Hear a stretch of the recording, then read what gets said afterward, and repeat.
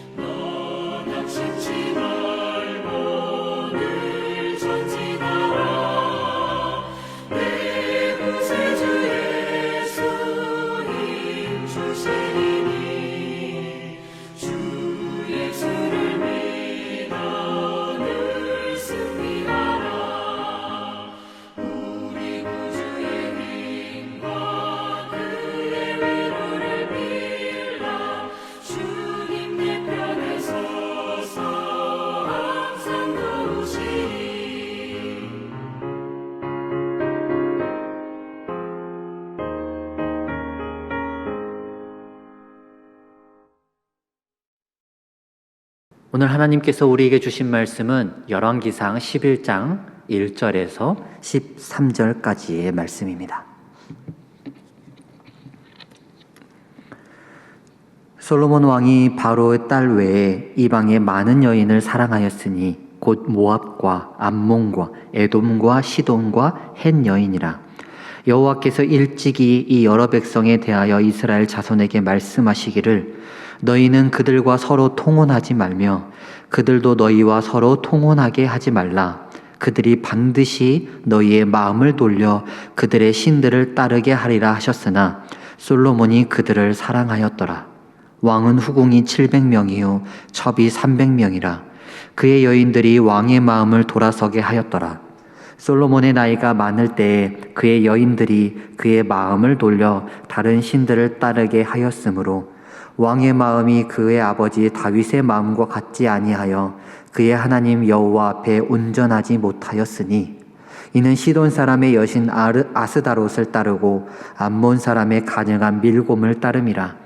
솔로몬이 여호와의 눈앞에서 악을 행하여 그의 아버지 다윗이 여호와를 온전히 따름같이 따르지 아니하고 모압의 가증한 그모스를 위하여 예루살렘 앞산에 산당을 지었고 또 암몬 자손의 가증한 몰록을 위하여 그와 같이 하였으며 그가 또 그의 이방 여인들을 위하여 다 그와 같이 한지라.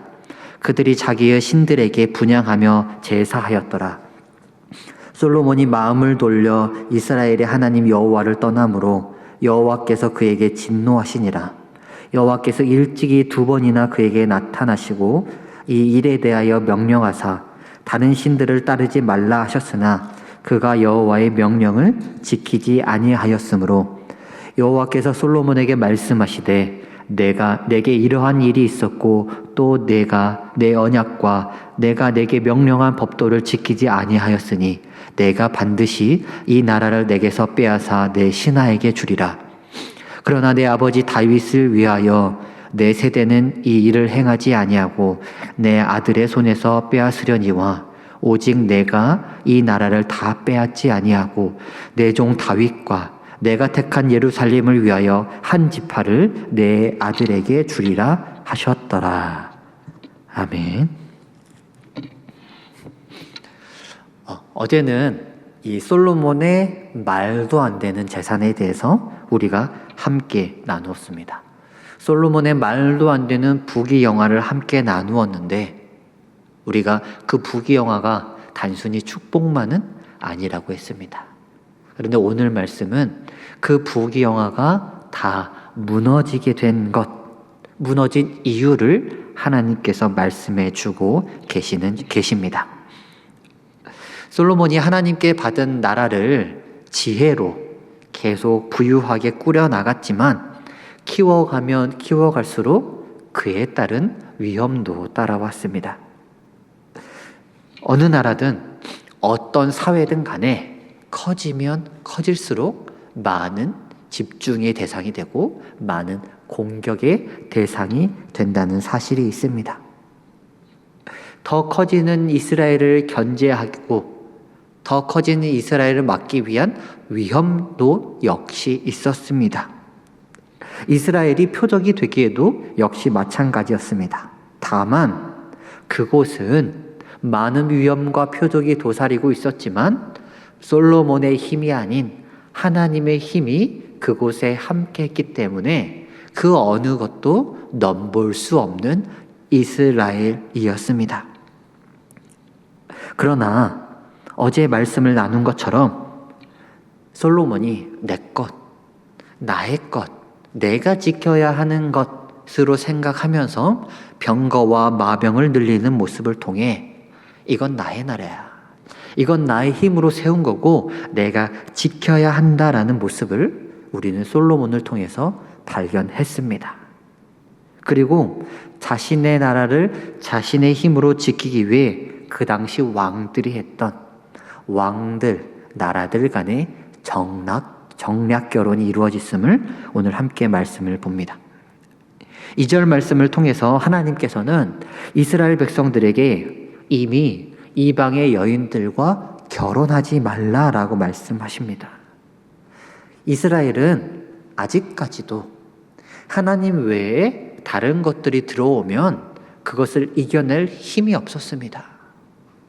하나님만을 믿는 것도 아직도 연약한데 하나님 외에 다른 것이 들어오면 무너질 것이 확실했기 때문에 하나님께서는 아직까지 이스라엘에게 그들과 결혼하는 것, 이방 여인들과 결혼하는 것을 허락하지 않으셨습니다. 하지만 3절에 나오듯이 후궁이 700명, 첩이 300명이라고 할 만큼 많은 여성들과 이미 관계를 가졌습니다. 이들은 대부분 오늘 1절에 나왔던 모압, 암몬, 에돔, 시돈, 헷, 즉 하나님께서 만나지 말라고 말씀하셨던 이방 여인들이 대다수였습니다. 가나안 7족속 어땠습니까? 이스라엘이 세워지기 전까지 출애굽하면서 이스라엘 백성들을 가장 힘들게 했던 적들이 바로 가나안 7족속 아니었겠습니까? 그런데 자신의 조상들과 적대적인 관계이고 지금도 하나님께서 만나지 말라고 했던 그들이었는데 솔로몬은 이제 그들과 정략 결혼을 하면서 오히려 그들을 안으로 들어오고 관계를 맺기 시작했습니다. 하나님께서 하지 말라고 한 것, 자신의 힘을 의지하지 말라고 했는데 솔로몬은 자신의 힘을 의지했고 이방 여인을 만나지 말라고 했더니 이방 여인을 만나 그들이 안으로 들어오게 했습니다. 하나님이 하지 말라고 했던 것들만 골라서 하는 그 모습이 오늘 성경을 통해서 보고 있는 바로 이 솔로몬의 모습입니다. 다윗 왕을 여러분 한번 생각해 보십시오. 다윗 왕을 힘들게 했던 것들이 무엇이겠습니까? 물론 사울도 있었지만 다윗을 정말 힘들게 했던 것은 바로 다윗의 자식들입니다. 압살롬은 아버지를 죽이려 했었고, 그리고 솔로몬도 자신의 형 아도니아가 자신을 힘들게 한 사건도 알고 있었습니다. 많으면 많을수록 좋지 않고 힘들다는 것을 경험했음에도 불구하고 오늘 솔로몬은 많은 사람들을 만나 후궁이 1000명이 넘는 사건을 만들어 버렸습니다. 더 많은 문제거리를 만들어 버린 모습입니다. 그리고 그 많은 이방 여인들 혼자 왔겠습니까? 절대 홀홀 단신으로 오지 않고 그들이 많은 보물도 가져왔고 그들이 나라의 안정성도 가져왔지만 그들과 함께 온 신하들, 그리고 무엇보다 그들과 함께 온 이방 신들을 무시할 수 없습니다. 시돈의 아스다롯, 암몬의 밀곰과 몰록, 모압의 그모스. 이제 하나님의 성전 옆에 그들의 성전이 생기고 하나님이 예배 드려짐과 동시에 그들이 함께 예배 드려지고 있는 이스라엘의 모습을 우리는 볼 수 있습니다. 처음에는 그들과 하나님과의 경계가 확실했을 것입니다. 감히 하나님께 다가오지 못할 것이며 이스라엘 백성들 또한 그들이 가지고 왔다곤 하나 이방의 것으로 배척하고 하나님만을 따랐겠지만 오늘 말씀 4절 말씀에서 솔로몬이 나이가 많았을 때 결국 솔로몬의 마음이 다른 신들을 따랐다라고 말합니다. 나이가 많이 들었을 때 솔로몬이 다른 신들을 따랐다면 왕이 다른 신들을 용납했기 때문에 이스라엘 백성들은 이제 다른 신들을 더 많이 용납할 수 있게 되었습니다. 너희는 나 외에 다른 신들을 내게 두지 말라, 섬기지 말라 하셨던 그 10계명의 첫 번째가 무너지는 사건이 바로 이 솔로몬을 통해서 나타나고 있습니다. 하나님께서 이방 신들을 멀리 하셨던 이유 중 가장 큰 이유는 우리가 알다시피 바로 인신제사입니다. 그들은 산 사람을 제물로 여겨 불로 살아있는 그 상태로 불로 태우거나 혹은 어디에 던져 신에게 제물로 드린다라고 자신들의 제사를 표현하고 있습니다. 하지만 반대로 하나님께서는 그들과 다르게 동물만을 제물로 받으셨습니다. 사람을 제사에 제물로 드린다는 것이 왜 잘못된 것일까요? 인간은 존엄하기 때문에 그거 하나 때문일까요? 사람을, 인간을 제사의 제물로 사용하는 것이 잘못된 것은 이 인간이 바로 하나님의 형상대로 지어졌기 때문입니다. 인간을 불로 태운다는 것은 하나님의 형상을 불로 태우는 것이며 이는 하나님을 태우는 것이고 하나님을 태운다는 것은 이것을 받는 이가 하나님보다 더 높은 존재라고 인정하는 것입니다. 하나님의 형상인 인간을 태우는 것은 하나님을 태우는 것이며 하나님을 태워서 드릴 만큼 이 이방신이 높다라는 것을 표현하는 게 바로 이방신들의 인신제사였습니다. 하나님의 형상으로 지어진 사람을 제물, 물건으로 생각하는 이방인들을 멀리하라고 하셨지만 하나님께서 말씀하셨으나 솔로몬은 이스라엘이 자신의 것, 자신의 힘이라고 생각되자 이제 그것들을 하나님 옆에 두게 만들었습니다. 내 힘으로, 나의 생각들로 그 모든 것이 통제할 수 있다라는 어리석음이 지혜의 왕 솔로몬에게 들어오게 되었습니다. 하나님의 힘과 도우심으로 이스라엘의 제방을 아주 두텁게 어느 누구도 무시할 수 없을 만큼 높게 쌓았지만 나의 힘으로 한 거야. 하나님은 모르겠고 나의 힘이고 나의 것이고 나의 나라야 라는 이 구멍이 생기면서 그 구멍이 커져서 결국 이방의 모든 것들이 들어오게 되고 그 모든 제방들이 무너지고 이방의 모든 시험들이 한꺼번에 이스라엘로 쏟아지는 결과를 우리는 오늘 성경을 통해서 보고 있습니다. 하나님께서 다른 신들을 섬기지 말라는 2번의 경고가 솔로몬에게 있었지만 솔로몬은 듣지 않았습니다. 왜? 나의 나라였기 때문에. 내가 키운 것이고 내 것이라고 생각했기 때문에 하나님의 말씀을 듣지 않았습니다. 그래서 신실하신 하나님께서는 다윗과 했던 그 약속, 왕이 죄를 범하면 징계하겠다는 그 약속을 이행하시기로 합니다.